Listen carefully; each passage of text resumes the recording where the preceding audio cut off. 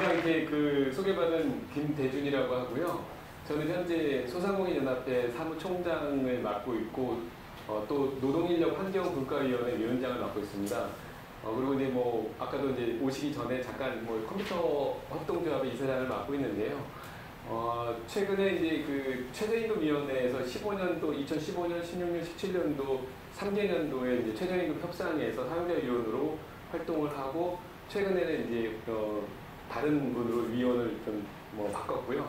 그렇게 해서 제가 이제 최저임금 제도에 대해서 실질적으로 이제 최저임금위원회 활동을 하면서 많은 어떤 공부도 하게 되고 자료를 보면서 또 제가 이제 소상공인 입장을 또 제도에 반영하기 위해서 노력하다 보니까 많은 어떤 토론회나 이런 간담회를 통해서 경험을 많이 쌓았던 것 같습니다. 그래서 오늘 여기 모이신 회원분들께서 상당히 각 분야에서 전문적인 어떤 그런 위치에서 전문가적인 입장을 갖고 계시는데도 불구하고 제가 이제 소상공인 분야니까 제가 한번 말씀드리도록 하겠습니다.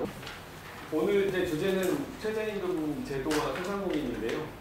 여기는 이제 선생님들께서 알고 계시는 것처럼 최저임금 제도를 정부의 입장이 있습니다. 이번에 이제 문재인 정부에서 최저임금 제도를 통해서 어떤 부분을 이루고자 하는 정부의 정책적 입장이 있는데, 이 부분은 이제 소득 분배를 통해서 사회 양극화를 해소하겠다라는 부분에서 이제 최저임금 인상을 또 하고, 또 소득주도 성장이라는 부분으로 해서 또 하는데, 이 부분에 대해서는 또 설명을 해드리도록 하겠습니다. 그리고 사실은 이 앞에 양극화 해소라든가 소득주도 성장은 제가 바라볼 때는 하나의 이제 명분에 불과하고요. 세 번째, 좋은 일자리 만들기라는 부분이 사실은 최저임금 인상을 하기 위한 어떤 근본적 어떤 단초가 된 정책이고요.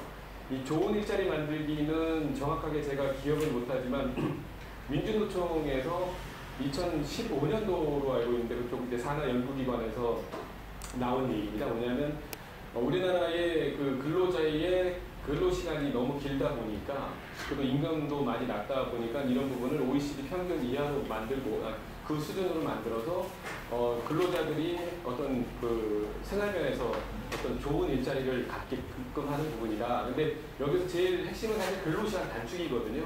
근데 문제는 근로시간 단축을 하려고 하다 보니까 문제가 근로시간이 단축이 되니까 급여가 하락되는 부분이 있습니다. 그래서 이 급여 하락되는 부분을 어떻게 하락하지 않고 단축을 시킬까라고 하는 부분에서 강론의 어떤 전략적인 부분에서 최저임금의 급격한 인상이라는 부분이 있습니다. 그래서 최저임금을 인상시켜서 그 부분으로 기본에 있는 어떤 근로자의 어떤 임금을 인상시키는 효과를 인해서 근로시간 단축된 그 부분에 대한 임금 하락을 어떤 보상하자라는 부분에서 나왔던 얘기가 이게 그대로 정부 정책에 반영이 되고, 이걸 이렇게 얘기를 하면은 국민의 호응을 얻을 수가 없죠. 그래서 이렇게 이제 양극화 해소라는 빈곤의 해소나 양극화 해소라는 어떤 모양을 씌워서 최저임금 인상을 하게 된 게 제가 바라보는 최저임금 인상의 근본적인 예라고 볼 수 있겠습니다.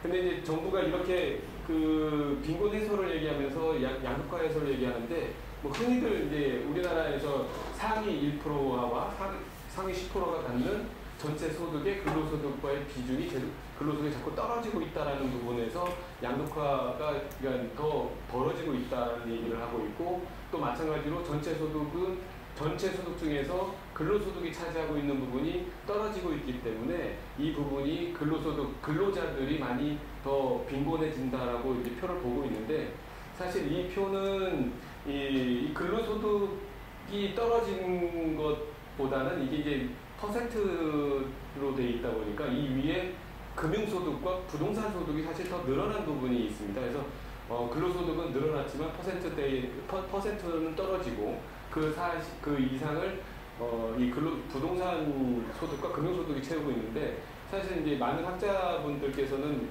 이 빈곤의 해소를 하기 위해서는 근로소득도 중요하지만 이 금융소득이나 부동산 소득에 대한 어떤 소득 분배가 어떻게 이루어질 것을 고민하는 게 더 크다라고 이제 얘기하시는 분들도 계시고요. 그래서 정부에서는 양극화 해소와 또 소득주도 성장, 소득주도 성장은 아시겠지만 소득을 근로자의 소득을 발생시켜서 이게 어떤 생산물에 대한 어떤 공급을 수요를 늘어나고 그러면 공급을 하는 기업이 잘 되고 그러면서 선순환된다라는 어떤 이런 논리인데 사실은 이게 다른 나라에서도 한 번도 시도되지 않은 어떤 이런 논리라고 그러더라고요. 그리고 제일 문제는 뭐냐면 이 소득주도 성장의 어떤 마중물 역할을 하는 그 조직을 그 어떤 사회 경제적 지위를 갖고 있는 사람들을 소상공인으로부터 시작했다라는 게 상당히 좀 이게 정책이 실패할 수밖에 없지 않나라고 아직까지 정부에서는 이 소득주도 성장에 대해서 실패했다라고 인정하고 있지 않지만 어떤 무슨 분배에 대한 통계나 또 고용에 대한 통계로 봐서 이 부분에 대해서 많은 분들이 실패한 것이 아니냐라고 말씀을 하고 있는 부분이죠. 그래서 어쨌든 이게 실패할 수밖에 없다라고 보는 건 저희 소상공인 입장에서 봤을 때는 이 마중물을 할 수 있는 게 정부도 아니고 대기업도 아니고 소상공인이기 때문에 안 된다라는 것이죠. 거기에 대한 어떤 그 입증을 한번 보면요. 이건 그 세 번째 이제 좋은 일자리 만들기란 부분인데 이게 이제 우리나라가 갖고 있는 그 연간 근로시간인데 대한민국은 2113시간을 일하고 OECD 평균은 1766시간인데 이런 부분에서 이제 좋은 일자리를 만들기를 이제 근로자들이 원하는데 사실은 이 부분에서 이게 시간이 높은 건 근로자들 중에서도 임금 근로자 때문에 그런 게 아니고요. 비임금 근로자들 때문에 사실 이렇게 시간이 높아진 겁니다. 그래서 그거는 비임금 근로자는 이제 자영업자 소상공인이고요. 그래서 정부의 해법이 근로자의 이 좋은 일자리가 중요한 게 아니고 사실은 그 자영업자의 워라밸을 높이는 것으로 사실은 가야 이 근로시간이 떨어진다라고 볼 수 있는 거죠. 다음에서 설명을 드리겠지만 지금 이 전체 근로자가 2,100만 명 정도 되는데요. 여기에서 비임금 근로자, 그러니까 자영업자와 어떤 이 무급 가족 종사자를 포함한 숫자가 한 670만 명 되고요. 이 중에서 자영업자는 568만 2천 명 정도가 이제 2017년도의 형태고 여기에서 이제 무급가족 종사자, 가족들이 포함되어 있는 게 한 110만 명 정도 됩니다. 최근에 이 통계를 가지고 아까도 이제 말씀드린 게 장하성 이제 정책실장이 요 고용이 있는 자영업자 수를 얘기를 하면서 최저임금 인상이 아직까지 실패한 그 어떤 고용에 미치는 영향이 없다. 왜냐하면 최저임금 인상을 했을 경우에 고용이 있는 자영업자한테 직접적인 영향이 갈 것이고 그렇다고 한다면 이게 줄어야 되는데 최근의 통계 자료에서는 고용원이 있는 자영업자가 7만 명이 늘은 걸로 되어 있습니다. 그리고 고용원이 없는 자영업자가 12만 명이 내려간 걸로 봐서 고용과 최저임금과는 무관하다라는 얘기를 하고 있는데 그 부분은 정말 이제 어떤 그 통계를 잘못 보고 있는 거고요. 왜 그러냐면 고용원이 있는 자영업자가 최근 들어서 늘어난 건 정부에서 2018년도 최저임금 인상을 하면서 일자리 안정자금을 매월 이제 지급하는 13만 원 지급하는 정책을 폈거든요. 근데 이 일자리 안정자금을 신청을 하려면 고용보험을 기본적으로 들어야 돼요. 근데 자영업자의 30% 그 안에서 일하고 있는 근로자의 33%는 보험을 들고 있지 않습니다. 그러니까 일은 하고 있지만 4대 보험에 들지 못하고 있는데 그런 이유는 뭐냐면 본인의 어떤 그 소득 노출을 꺼려하는 어떤 그런 부위가 있거나 아니면 신용이 불량하거나 해서 개인적인 사정에 의해서 근로를 어떤 신고하지 못하는 상황이 있는 거죠. 그래서 거기에 있는 사람들 상당 부분이 고용원이 없는 자영업자 여기에 이제 포함하고 있는데 일자리 안정자금을 신청하게 되면 거의 200만 명의 근로자가 이제 신청할 수 있습니다. 그 안에서 이제 고용원이 자기가 이제 스스로 고용보험 같은 경우는 들지 않았던, 그러니까 고용은 되고 있지만 고용보험이나 이런 걸로 해서 노출이 안 됐던 그 고용이 노출이 되면서 이쪽으로 이제 편입되게 된 거죠. 그러다 보니까 고용이 이쪽이 늘어난 걸 가지고 이분들이 이제 최근에 이제 지난번 김영주 고용노동부 장관하고 이제 장하성 실장은 고용보험도 늘었고 당연히 늘 수밖에 없죠. 이제 일자리 안정자금 시점 때문에. 그리고 이제 이 고용이 있는 자영업자가 늘었기 때문에 최저임금과는 상관이 없다라는 동면을 여기서 이렇게 해결해서 그런 부분은 아니다라고 제가 이제 정부나 또 이게 기자들한테 자료 제공을 해서 그런 부분에서 오해를 좀 풀려고 하고 있습니다. 그리고 이제 아까 말씀드린 이제 취업 시간을 살펴볼 필요가 있는데요. 아까 이제 우리나라의 근로시간, 전체 근로자의 근로시간이 한 2110시간 정도 되는데, 고용원이 있는 자영업자와 고용원이 없는 자영업자의 어떤 이런 근로시간을 보면, 고용원이 있는 자영업자의 시간이 더 많이, 이게 주당 근로시간이거든요. 월간 근로시간인데요. 이런 걸로 봤을 때는 고용원이 있는 자영업자 같은 일반적으로 보면 종업원이 있으니까 더 어떤 근로시간에 대해서 좀 더 쉬는 시간이 많지 않을까 하는데 실질적인 시장에서는 더 많게 나타났고요. 이런 원인이 아마 고용원이 있는 자영업자가 인건비나 임대료, 기타 경상 비용이 많이 들어가다 보니까 그 부분에 대한 어떤 비용적인 어떤 부담이 커서 더 일에 더 노출되어 있는 것이 아닌가라는 좀 이렇게 판단을 좀 해볼 수 있습니다. 그래서 연간 근로시간이 지금 고용원이 있는 자영업자 같은 경우는 2022시간으로 나타났고요. 근로자에 비해서 이제 많이 좀 높은 편이죠. 그 다음은 근로자의 근로시간을 볼 텐데요. 사실 좋은 일자리 만들기라든가 근로시간 단축을 통해서 근로자의 노동자의 워라밸을 올려야 된다는 어떤 그런 내용들이 상당히 많은데 사실은 그게 문제가 아닌 것이죠. 지금 이게 임금 근로자의 월간 근로소득입니다. 아까는 처음에 보신 건 이 근로자를 다 합쳐서 임금 근로자, 비임금 근로자, 그러니까 노동을 하고 있는 근로자 플러스 자영업자의 근로자를 다 합쳐서 했기 때문에 2100시간이 나오는데 여기서 임금 근로자, 노동자의 근로시간만 따로 보면 상당히 낮은 수준이 됩니다.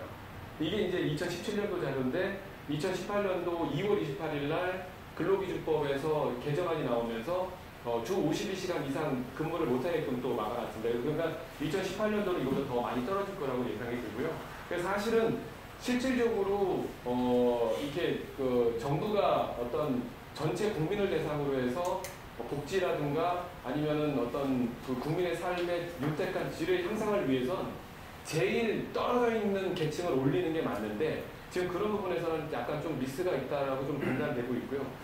보통 저희가 이제 뭐 게임을 할 때 2인 삼각 같은 게임을 할 때 제일 못하는 사람을 제일 좀 잘 뛰게끔 환경을 만들어줘야 그 팀이 이기는데 여기서는 이제 그런 부분이 아닌 것처럼 보이고 있습니다.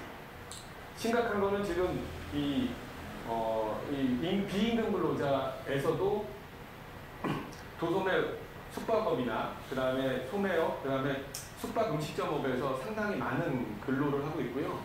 이런 부분에 대해서는 이제 한 66% 이상 더 많이 일하는 걸로 통계에서 나오고 있습니다. 제가 통계를 보면서 참 이런 게 제가 이제 통계청 자료를 수집해서 다시 이제 재해석을 하는데요. 소상공인 자료가 그렇게 많지가 않습니다. 그래서 저희가 정부한테도 요청하는 게 뭔가 이렇게 소상공인 정책을 하기 위해서 기본적인 데이터가 있어야 그걸 기반으로 해서 합리적인 어떤 이런 구상을 하고 정책을 만들 텐데 이 데이터 자체가 없다 보니까 이런 자료를 만들기가 너무 많이 어렵더라고요. 그리고 소상공인까지 만드는 어떤 이런 자료가 일반적으로 이제 경제활동 인구 조사라는 거를 통계청에서 하는데 소상공인을 하려면 세세 분류까지 가야 되거든요. 대분류, 중분류, 소분류, 세세 분류까지 가야 되는데 세세 분류까지 하는 건 5년에 한 번씩밖에 안 합니다. 그러니까 이 통계 자료가 상당히 좀 이렇게 최근 자료에서 좀 벗어날 수 있는 부분이 있어서 저희가 이제 통계 자료를 좀 많이 요청을 하고 있는 거죠.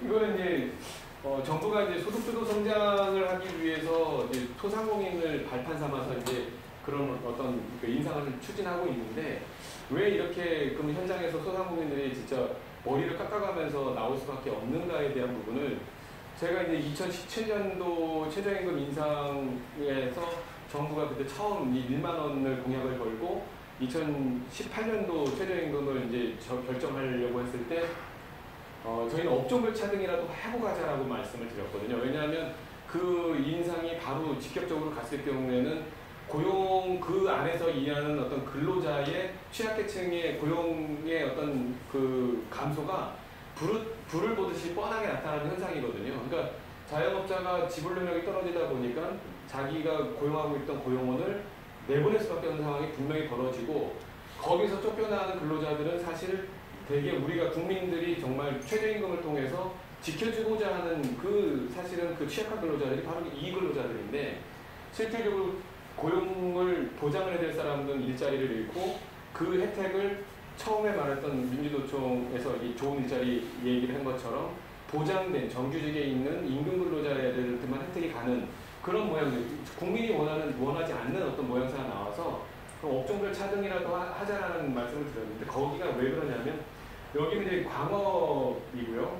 여기는 제조업입니다. 이 제조업이나 광업 같은 경우가 대표적인 이제 그 대기업이라든가 아니면 뭐 보면 여기가 이제 소상공인이고요. 4인 이하 소상공인인데 특성이 이제 사람이 근로자가 많으면 많을수록 부가가치가 높아지는 그래프를 볼 수 있습니다. 마찬가지로 제조업도 마찬가지로 고용 인원이 많으면 많을수록 여기서 생산성이 올라가서 부가가치가 1인당 부가가치가 높아지는데 8가지의 그 대표적인 소상공인 업종을 분석을 했거든요.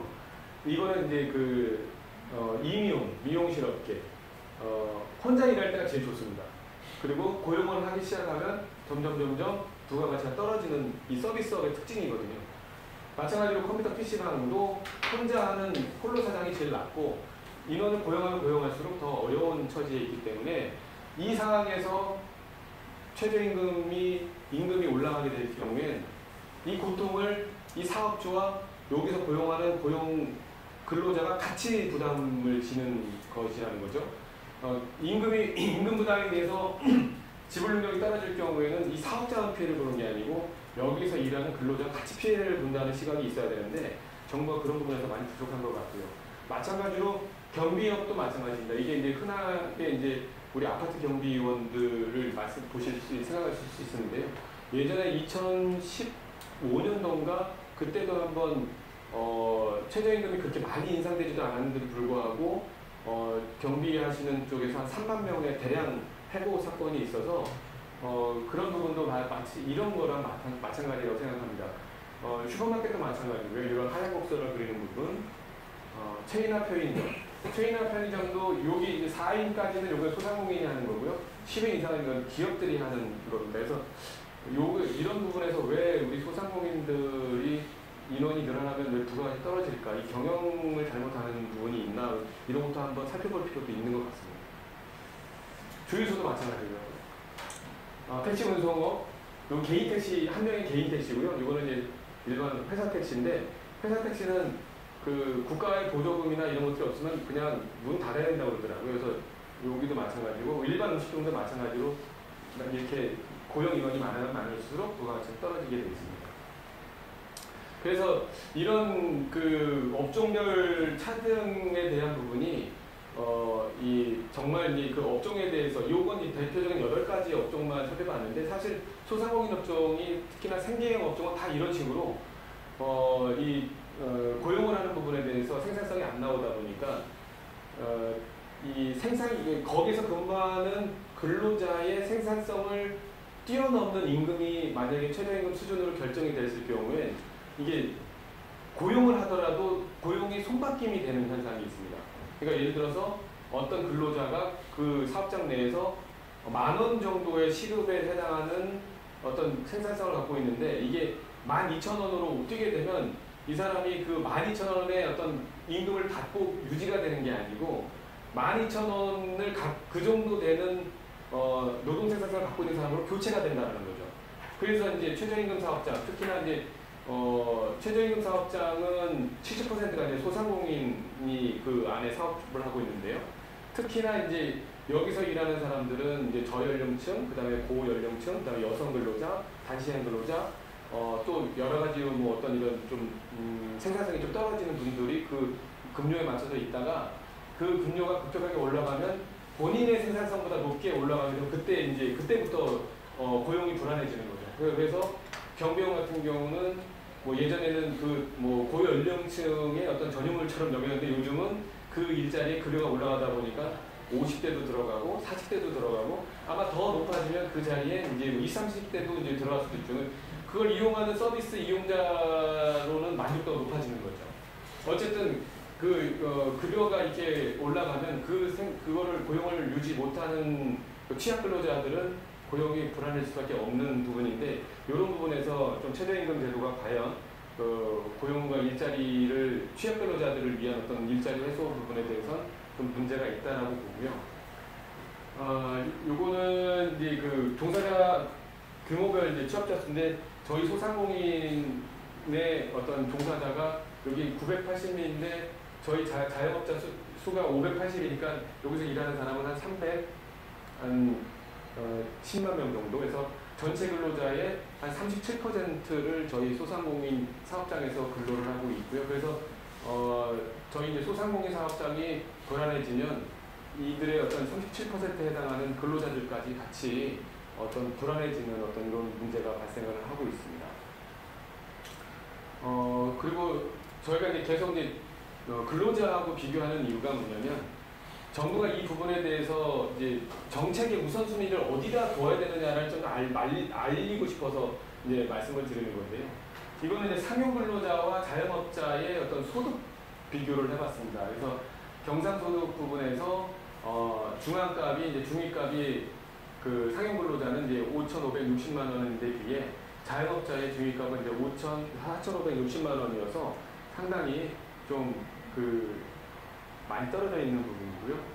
또 이게 이제 저희가 또 빈곤을 볼 때에는 1인 개인의 어떤 소득보다는 또 가구의 소득을 봅니다. 그래서 최저임금 같은 경우는 사실 저희가 빈곤 해소 책으로 부적당하다라고 바라보는 이유가 뭐냐면 2016년도에 이제 그 서울대학교 김정민 교수님이 그 최저임금 근로자 280명을 전수조사를 했는데 1, 2분위에 속한 사람들, 그러니까 취약한 계층에 있는 사람이 25%밖에 되지 않는 연구 결과가 나왔어요. 그러니까 국민들이 볼 때에는 최저임금을 받는 근로자들은 다 뭔가 이렇게 좀 취약계층이 아닐까라는 어떤 막연함 때문에 최저임금을 올리면 그걸 통해서 빈곤 해소, 정부가 처음에 정부 입장대로 빈곤 해소가 되지 않을까라는 것 때문에 사실 많이 어떤 이게 좀 국민들이 그 부분에서 찬성을 하고 있는 부분이 아직까지도 있거든요.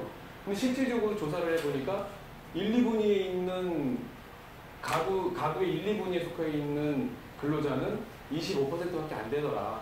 나머지는 한 40%는 중산층이고 심지어 10분위에 있는 고소득층 자녀들이나 거기에 해당하는 사람들도 최저임금을 받으면서 근로를 하더라.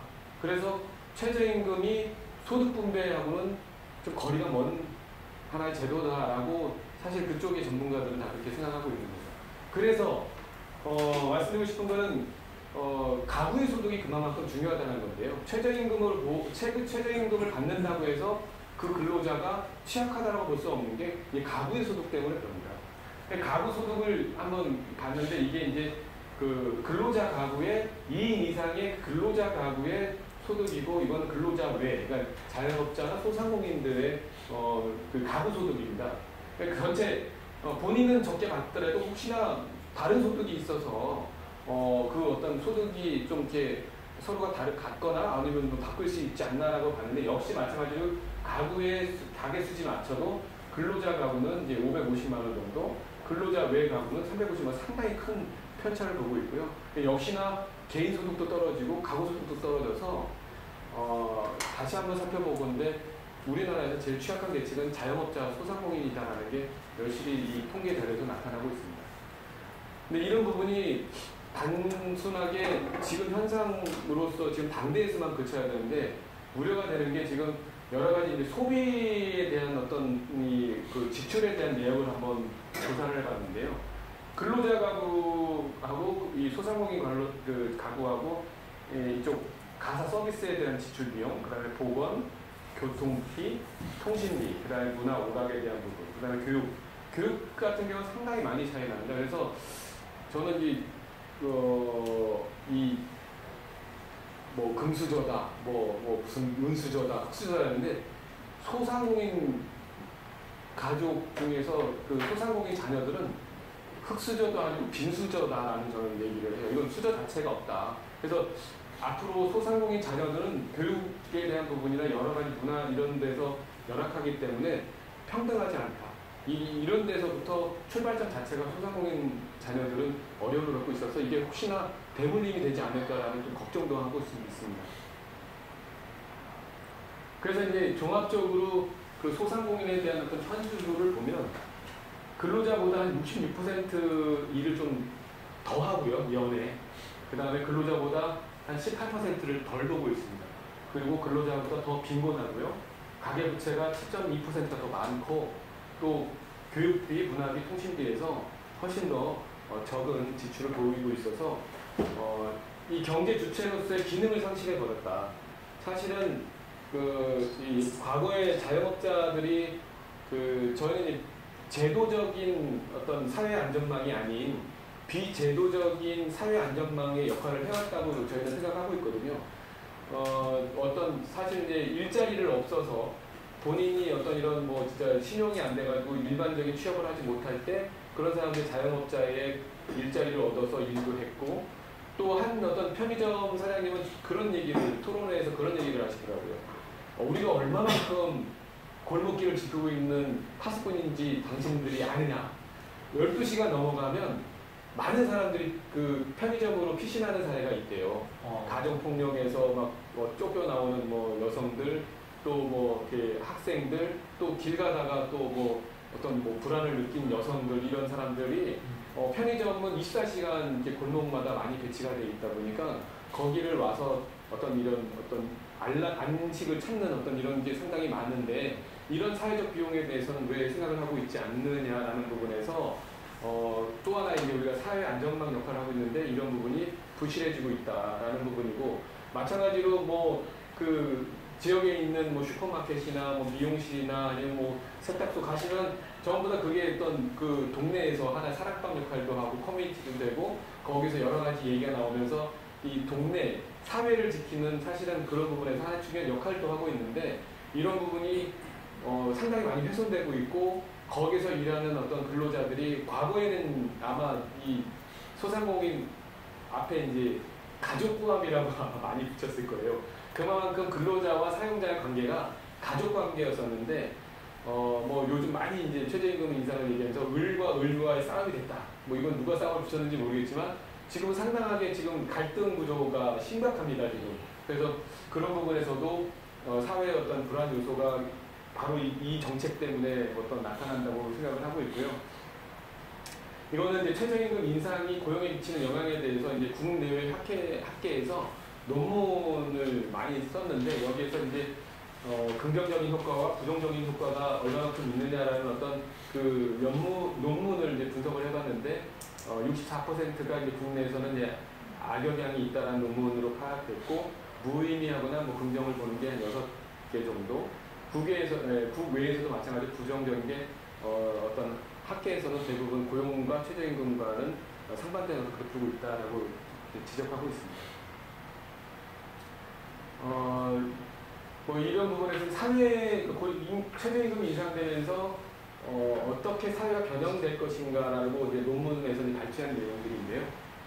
뭐 최저임금이 1% 상승하면 뭐 하위 5%, 55세 이상의 근로자, 그 다음에 뭐 이런 부분에서 특히나 더 불안할 것이다라는 부분은 사실 다 예견된 내용이고요. 또 이제 기계가 또 많이 이제 대체가 되면서 요즘 그 식당 같은 데 가면은 무인 발권기 많이 도입되고 있습니다. 그래서 과거에는 이제 직원들이 뭐 인사를 하고 뭐 뭘 할까요 했는데 요즘은 이제 가서 이제 자기가 뭘 먹을 건지 선택하고 그게 바로 주방으로 가서 주방에서 이제 내오는 고용이 한 사람이 주는 거죠. 이동기는 많습니다. 예. 그게 이제 추세가 되고 있고요. 또 한 가지는 또 이제 브레이크 타임이 활성화되고 있어요. 그래서 요즘은 한 2시만 넘어가면 문을 닫는 데가 많습니다. 그래서 저기 뭐 북유럽처럼 이렇게 클로즈 딱 하고 이제 안 열어주고 이제 안에서 쉬는 이유가 임금이 이렇게 올라가다 보니까 그거를 이제 고용을 어떤 게 안 할 수는 없으니까 임금을 줄이기 위해서 브레이크 타임을 늘려서 휴게 시간은 어떤 임금을 지급하지 않는 시간으로 근로기준법에 돼 있어서 그런 식으로 우리나라도 이제 그런 음식업에 그렇게 변이가 되고 있고요. 소상공인연합회에서 선물하는 내용인데 많이 이제 좀 부담된다라는 선물이고요.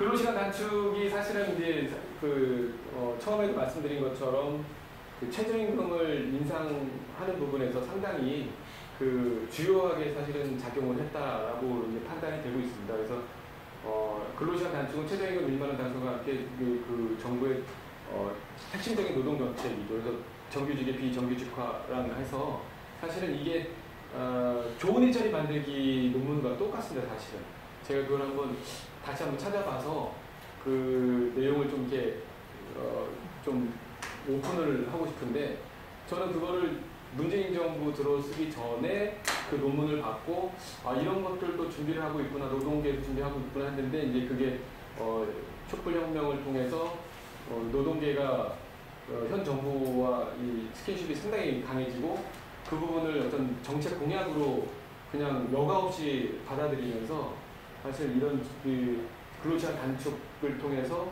이루어지는 하나의 근로시간 단축을 완성시키는 하나의 전술로 이제 최저임금이 이용된 것이죠. 그래서 저는 노동계에 좀 불만이 있는 게 임금 제도가 개편이 돼야 됩니다. 또 마찬가지로 근로시간 단축 돼야 되고요. 동의는 하는데 상황에 따라서 어디에 가면 근로시간 단축에 대해서 상당히 긍정적으로 얘기를 하고, 소상공인이 임금이 올라서 브레이크 타임을 늘리고 시간을 근로시간 단축하는 부분에 대해서는 꼼수라고 얘기를 하거든요. 그러니까 이런 부분은 사실 좀 똑같은 어떤 근로시간을 단축시키는 부분인데, 앞자료에서 말씀드렸지만 사실 제일 어려운 건, 제일 근로를 많이 하는 건 정규직에 있는 그런 고임금의 근로자들이 아니고 소상공인 사업장에서 일하는 근로자와 자영업자거든요. 그러면 그 사람들이 최저임금 인상을 통해서 실질적으로 임금 인상이 안 되더라도 삶의 질이 개선이 되고 있는 걸 보면 사실은 박수를 쳐야 되고, 최저임금은 이번만 오를 게 아니고 사실은 계속 올라야 되거든요. 그래서 그런 부분에서 어떻게 하면 지속 가능하게 최저임금이 인상이 돼서 근로자들한테 정말 혜택이 갈 사람한테 가야 되는 연구를 해야 되는데, 그런 부분에서는 좀 약간 소홀한 부분이 있어서 과연 민주노총이나 한국노총이 그 정규직에 있는 귀족 노조가 아닌 자기네들의 어떤 조합원으로 구성되어 있는 70만 명과 80만 명 합쳐서 150만 명의 조합원 외에 다른 어떤 노동자들을 과연 배변하고 그 사람들의 실질적인 삶을 위해서 자기네들이 연대와 투쟁을 하느냐라는 부분에선 저는 당연히 아니라고 생각하고 있습니다. 그리고 이제 제일 중요한 게 또 일자리 안정 자금입니다. 그 정부가 이제 올해 최저임금 인상하고 또 내년도 최저임금 인상을 하기 위해서 급박하게 이제 그 고용 안정에 대한 불안감을 느끼고 그 부분을 해소하기 위해서 3조 원이라는 그 세금을 들여서 일자리 안정 자금을 지원하는데, 이게 이제 13만 원을 지급을 해주는 거거든요. 근데 이 일자리 안정자금을 지원받으려고 하면 이제 그 4대 보험을 가입을 해야 되고요. 그러면 이제 물론 4대 보험에 가입되어 있는 사업장이라면 큰 문제는 돼 있지 않겠지만, 정말 이 인상 때문에 어려운 건 지불력이 정말 현저히 떨어져서 4대 보험도 못 드는 사람들이 정말 그곳에서 최저임금에 대한 압박이 발생을 하고 거기서 문제점이 터지는데, 그 사람들은 실질적으로 취약한 근로자가 최저임금 인상의 혜택을 못 받는 것처럼 제일 보호를 받아야 될 소상공인들이 일자리 안정자금의 보호를 못 받는다라는 제도의 허점이 있습니다. 그래서 이 부분이 또 된다 하더라도, 또 4대 보험을 들고 있다 하더라도 신청 자격이 190만 원 미만에 있는 그 자영업자의 그 근로자한테만 지불이 되다 보니까 현재 이 190만 원도 정부에서는 상당히 높은 것이다라고 보고 있어요. 왜냐하면 최저임금 월 환산액이 7,530원인 올해 2018년 최저임금을 기준으로 해서 주 44시간 일하면 157만 3,770원이기 때문에 거기에 20%를 더 가산해서 190만 원으로 했다라고 폭을 넓힌 것처럼 얘기하지만, 실질적으로 아까 말씀드린 것처럼 자영업자의 그 근로시간, 자영업자 사업장의 근로시간이 워낙 길다 보니까 기본적으로 1시간의 오버타임만 해도 이 190만 원이 넘는 거죠. 그래서 이제 많은 식당이나 소상공인 자영업자들이 한 10시간 정도 근무를 하거든요. 8시간 정규에다가 이 2시간을 뭐 오버타임을 하고 있는데 그런 데에서는 이 190만 원이 다 넘어서 실질적으로 신청을 못하는 사례가 상당히 많습니다. 그러다 보니까 이게 누가 신청하느냐? 30일 미만의 제조업자들이 이게 사실은 소상공인들, 최저임금 지불자의 70%가 소상공인이기 때문에 지불 능력이 제일 떨어지는 게 소상공인이기 때문에 소상공인에서 튀어나오는 고용 해소를 하기 위해서 일자리 안정작업을 만들었는데 신청 자격이 30인 미만 중소기업까지 확정이 되고 금액은 이렇게 줄여놓으니까 제조업자들이 다 받아가게 되고 있습니다. 제조업은 딱 8시간 딱 하고 갈 수 있거든요.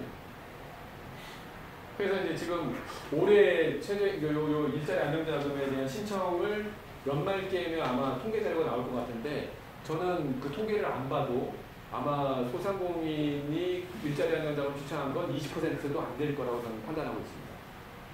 그래서 요거를 올해 늘려달라고, 요 기준을 좀 늘려달라고 저희가 정부에 건의를 했어요. 어떤 정부가 이거를 늘려줬어요. 범위를 늘렸는데 요 금액을 늘려달라고 했더니 요 숫자를 밀었어요. 0을 하나 넣어서 300인 미만 사업자까지 신청할 수 있게끔 만들었어요. 그래서 참 대단한 정부다. 그러니까 누구를 위한 최저임금 일자리 안정자금인지 모르겠습니다. 그래서 이제 저희가 이제 계속 지속적으로 이런 부분에서 최저임금 현실에 맞는 최저임금 제도에 대해서 이제 좀 제도 개선이 필요하다. 왜냐하면 이런 식으로 계속 가서는 소상공인도 문제지만 거기서 일하는 실질적으로 국민들이 지켜주고자 하는 취약 근로자들이 문제가 될 수 있다라고 해서 저희는 이제 그 지불 능력과 그다음에 고용에 미치는 영향을 새로이 어떤 그 최저임금법의 기준이 되는 분석 자료로 사용을 하자라고 이제 하고요. 그다음에 산업별 차등을 해야 된다. 그런 이유는 아까도 말씀드린 것처럼 그 업종의 그 고용된 근로자로부터 나오는 생산성이 이미 한계치에 달했기 때문에 그 이상의 어떤 넘는 어떤 최저임금이 정해질 경우에 그 수준이 결정이 될 경우에 그들의 어떤 고용에 좀 큰 영향이 있고 그 사람들 일자리 잃어서 정말 그 사람들이 더 심각하게 빈곤해지고 더 그 양극화가 더 심해진다라고 얘기하고 있는데 실질적으로 지금 그렇게 되고 있습니다. 실질적으로 양극화가 더 벌어졌고 이 사람들의 고용은 더 어려워지고 그리고 이 마지막 부분에 최저임금 제도를 왜곡하는 고용노동부의 근로감독 기준 개선이라고 했는데요. 이건 뭐냐면 여기 이제 혹시 급여를 주시는 분이 계시는지 몰라도 지금 고용노동부의 근로감독 기준은 법을 위반한 근로감독 기준을 하고 있습니다. 지금 이제 이 행정해석이기 때문에 그렇다라고 할 수도 있긴 한데 현재 이제 대법원에서 4차례에 걸쳐서 고용노동부의 근로감독 기준을 개선하라는 어떤 메시지를 보내고 있거든요. 그게 무엇이냐면은 그 주휴수당과 관련된 부분입니다.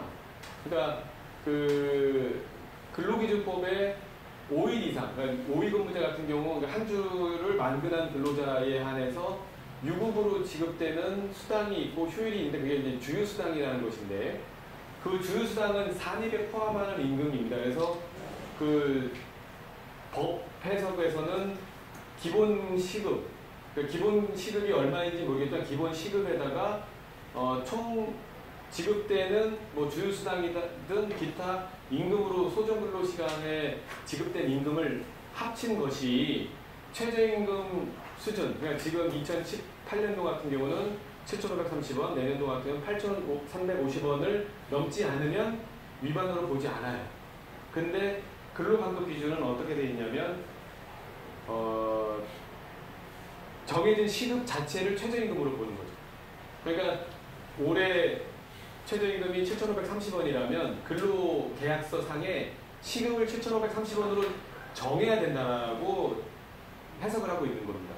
이거는 이제 통상임금에 대한 개념과 최저임금 시급과의 관계를 혼돈해서 나온 건데요. 근데 기본급의 그 전체 근로기준법에서 나온 전체 임금에서 소정근로시간, 그러니까 실질적으로 일한 시간으로 나눌 경우에 그 나눈 금액이 최저임금 시급이거든요. 그러니까 최저임금 시급은 같은 시간 똑같은 동일 노동을 했을 경우에 같은 임금을 받으면 법 해석상 위반 여부가 똑같이 나와야 돼요. 근데 유급 지금 최근에 이제 그 고용노동부에서 최저임금법 시행령 개정안을 하려고 하는데 대법원이 자꾸 너희들 근로기준 잘못돼 있어라고 그 대법원에서 계속 판결을 내니까 시행령 대통령령으로 정하는 법령을 바꿔서 그 소정 근로시간이란 실질 근로시간이 아니고 유급으로 처리되는 주요 시간까지 일하는 걸로 봐야 된다. 그러니까 좀 설명을 해드리면 근로자가 월, 화, 수, 목, 금 5일을 일하면 토요일날 주요라고 해서 하루를 일하지 않아도 임금을 줘요. 근데 이 일하지 않아도 임금을 주는 요것도 일하는 걸로 본다라는 거죠. 근데 이거는 법원에서는 이거는 일하는 게 아니고 5일 일하는 거에 대한 수당이다. 말도 주휴수당이니까요. 그래서 이거는 계속 아닌데 고용노동부에서 이거를 제가 볼 때는 이게 편의적으로 나온 발상이 아닌가라는 생각을 해요. 왜냐하면 최저임금 위반 여부를 따지려고 하면 월급 봉투를 보고 월급 봉투로 계산을 해야 되거든요. 그래서 어떤 게 이제 최저임금 산입에 되는 월급인지를 다 해서 실질로 일한 시간으로 나눠서 딱 나와야 되는데 그러다 보면 너무 어려워요. 단속도 어렵고 그러다 보니까 근로계약서 갖고 와 해가지고 여기서 시급 이것만 보고 이제 근로감독을 한 거죠. 그게 30년 동안 고착된 어떤 그런 행정이다 보니까 이 부분에 대해서 상당히 좀 잘못되고 있는 거죠. 그래서 발생되는 문제가 뭐냐면 정해진 최저임금 시급보다 20% 주휴수당이 딱 20%가 늘어납니다. 5일 일하고 하루를 받기 때문에. 근데 이제 어떤 대기업은 이틀을 주는 데가 있어요. 5일을 일하고 토요일, 일요일을 쉬는데 이틀을 주휴를 다 주는 데가 있더라고요. 이런 경우는 그러니까 아까 말씀드린 대로 똑같이 5일을 일하고 똑같이 만약에 1,000만 원을 받았다면 유급 휴일을 준 데는 더 불리해지는 거예요. 그래서 같은 임금 동일한 시간에 같은 임금을 받았다 하더라도 유급 휴일 시간이 있으면 그 나누는 실제 근로 시간으로 나누는 분모의 수가 증가하기 때문에 이 달라지는 거죠. 위반이 될 수 있는 거예요. 그래서 그런 어떤 법적인 안정성이 떨어지는 부분을 고용노동부가 굳이 바꾸려고 하는데 지금 이게 이제 최저임금 제도를 왜곡하는 거가 뭐냐면 7,530원에 고용노동부가 하는 이 근로감독 기준을 집어넣으면 실질적인 최저임금 수준은 9,044원이 되고요. 그 다음에 내년도 8,350원일 경우에 최저임금 시급을 가지고 고용노동부의 기준으로 해서 위반이 안 되려고 하면 시간당 1,020원을 줘야 됩니다.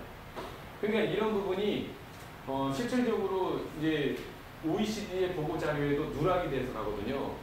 그 다른 나라들은 그 최저임금에 대한 시급 기준이 우리나라처럼 주휴수당이 있지를 않아요. 그러니까 각 OECD에서 국가의 자료를 봤는데 달러로 해서 우리는 뭐 10달러, 15달러 하는데 우리는 7,530원을 달러로 환산해서 그거를 우리 최저임금이야 라고 이제 알려주는 거죠. 그러니까 우리나라 수준이 한 13위 정도, 11위 정도 되는 거예요.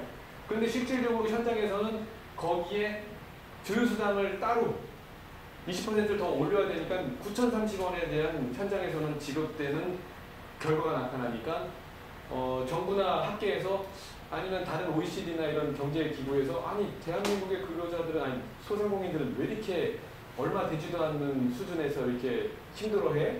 노동계도 그런 얘기를 하거든요. 노동계도 아니 우리가 OECD 국가 중에서 뭐 어떤 건 11위밖에 안 되고 뭐 중위소득이 몇 퍼센트 이거밖에 안 되는데 왜 이렇게 이거 가지고 엄살을 피는 거야? 라고 이제 그 인상의 어떤 반론으로 자기네들의 어떤 논리로 얘기를 하는데 그게 아니라는 거죠. 그거를 실질 최저임금으로 계산을 하게 되면 우리나라는 3위가 되고 전국 어떤 국제적인 수준에서 3위가 되고 마찬가지로 상당히 높은 수준의 최저임금을 지불하고 있다는 거죠.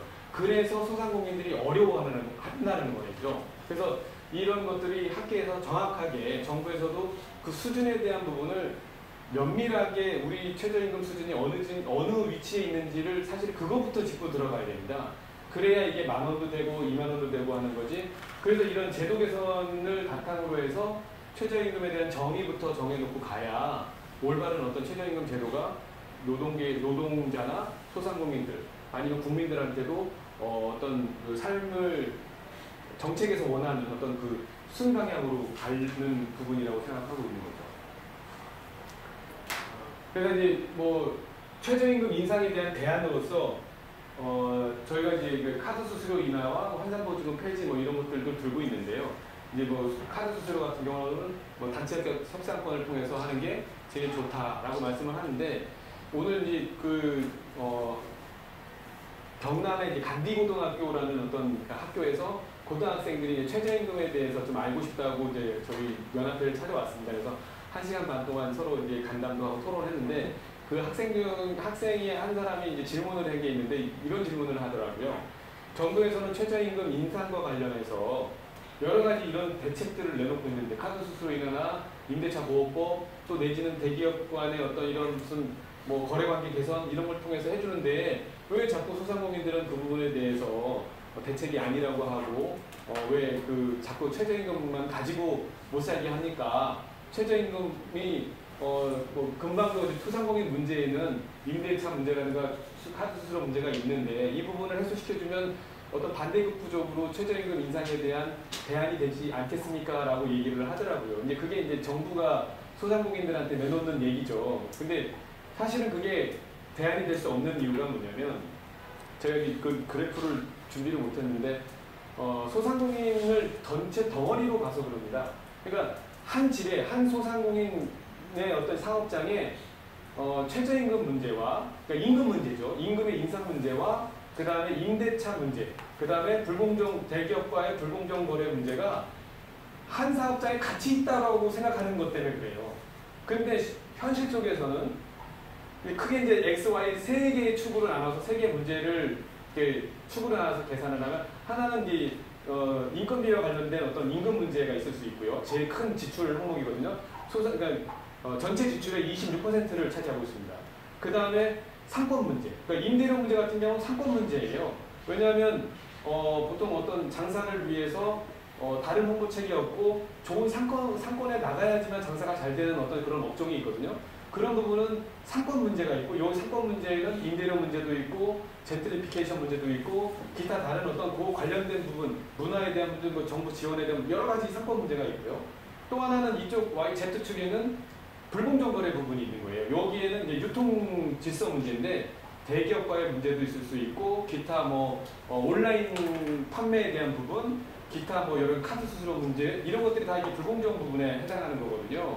그러면은 예를 들어서 편의점 하나를 집어보면 편의점은 고용을 상당히 많이 하는 부분입니다. 그리고 여기는 목도 좋아야 돼요. 그러면은 최저 임금 부분과 그 다음에 또 이제 여기는 대기업과도 거래를 해요. 그러니까 세 개가 이제 같이 있는 부분이라고 볼 수 있죠. 하지만 음식점 같은 데를 보면 고용은 많이 하고 있지만 사실 변동되어 있는 식당 같은 경우는 크게 임대 문제하고는 문제가 되질 않아요. 더군다나 대기업과도 거래도 하지 않아요.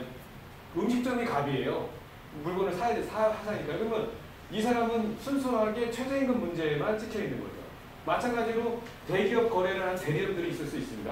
이런 사람들은 대리점들은 우유배달 대리점 같은 경우는 상권 문제 필요 없어요. 내가 혼자 1인으로 또 이렇게 하고 아니 혼자 일하는 어떤 가내수공업을 하는 사람들은 대기업 불공정 문제가 제일 심각할 겁니다.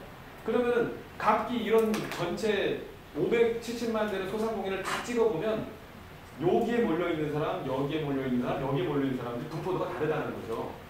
근데 여기에서 공교롭게도 2016년도부터 정부가 최저임금을 급격하게 인상하다 보니까 여기에 있는 사람보다 여기에 있는 최저임금과 관련된 몰려있는 이 소상공인들이 지금 문제가 되는 거죠. 여기에서 이제 폭발을 하고 있는 거거든요. 그런데 정부가 이쪽에서 고용하는 사람들도 여기 있는 사람이 고용이 튀어나오는 게 아니고 여기 있는 사람이 고용이 튀어나오는 거예요. 그러면 이쪽에 있는 부류에 대해서 안정을 하기 위해서 여기에 맞는 정책을 내줘야 되는데 엉뚱하게 임대료 내려줄게. 이 사람은 좋죠. 야, 난 임대료까지 내려주면 더 좋아. 불공정해서 좋다는 거죠. 근데 실질적으로 여기에 있는 사람은 야, 난 그거 상관없는 사람이야. 그래서 얘기가 나오는 거예요. 그래서 정부에 있는 사람들이 이 소상공인 문제를 하나로 덩어리로 보고 다 끼안고 있는 사람의 문제로 보기 때문에 문제 해결이 안 풀리는 거예요. 그래서 이게 거꾸로 그래서 이제 저는 이제 노동계약으로 얘기할 때 그러면 예를 들어서 임대료 문제가 발생을 했다 이거죠. 전국에 있는 건물주들이 다 단합을 해서 임대료를 막 올렸어요. 그러면 거꾸로 최저임금 인하하는 게 그게 대안이 될 수 있느냐라는 얘기예요. 서로 다른 얘기인데. 그래서 이런 부분에서 정부의 시각이 좀 달라져야 정책이 좀 나온다라는 얘기를 좀 말씀드릴 수 있고요. 그리고 이제 또 한 가지는 이제 소상공인들이 그동안에 이제 최저임금도 문제고 임대료도 문제고 여러 가지 문제가 있는데 사실 소비자들의 선택에서 많이 밀리는 게 사실은 문제입니다. 그래서 온라인 지금은 이제 모바일 시대로 갔는데 예전에는 이제 인터넷에 대한 부분에서 소상공인이 대응을 제대로 못해서 사실은 그 부분에서도 판로 개척이 많이 뺏겼고 지금 모바일로 와서도 많은 오토 기업들이 지금 소상공인들도 어렵게 하는 또 주체로 떠오르고 있거든요. 그래서 뭐 배달앱이나 이런 쪽에서 처음에는 이 업체들이 무료로 많이 그런 서비스를 하다가 어느 정도 시장적 지배를 하게 되면 그 수수료를 대폭 올려서 결국은 소상공인들이 판매를 하도 수수료 띄고 광고를 뜨면 남는 게 없는 거죠. 이게 온라인 시대에서 네이버가 그 짓을 다 했거든요. 그래서 네이버가 이 도박장식 광고를 하면서 경매식으로 하다 보니까 거기에 한번 빠지면 막 몇천만 원씩 광고료가 나갑니다. 근데 그러다 보니까 광고료를 지출할 수 있는 기업들만 살아남고 근데 광고를 지출할 수 있는 기업들이 정상적인 기업이 아니고 브로커만 남아요. 그래서 네이버에 뭐 이렇게 업종을 쳐서 나오면 거기 파워링크라고 쭉 뜨면 그 기업들은 전부 다 브로커라고 보시면 돼요. 실질적으로 영업하는 기업이 아니고 광고비만 대폭 투여해서 그 밑에다가 내가 광고했으니까 너한테 오다 줄게 하면서 전국 지역에 지역마다 뭐 심지어 뭐 도로에도 매장이 있는 것처럼 다 찍어놓고 그 근처 어떤 위치 정보를 통해서 들어온 사업자를 밑에다 이렇게 배분해주는 그런 사람들만 아는 거죠. 그게 이제 모바일에서는 사실은 배달 앱이나 마찬가지 기능이거든요. 그래서 뭐 이런 부분에서도 온라인 부분에서도 정부가 어떤 민간 자율로 하는 것도 좋지만 이거는 공공재 이제는 이제 인터넷이라는 이런 환경이 더 이상은 이제 민간이 하는 거는 아니라고 저는 생각하는 거죠. 그래서 공익적인 부분이 다분하기 때문에 수도와 전기나 도로와 같이 이건 공공재다. 그래서 공공재의 성격을 가지고 정부에서 기업을 지원하기도 하고 또 이걸 사용하는 소상공인이나 국민들한테 편익을 제공해야 된다라는 부분에서 이런 것들도 상당히 소상공인들에 대한 경쟁력 확보 부분에 도움이 된다라고 저희는 보고 있는데 이 부분에서도 좀 정부가 뭐 제로페이다 뭐 이렇게 만들고 있는데 현실성이 많이 떨어지는 부분이 좀 문제라고 생각하고 있습니다.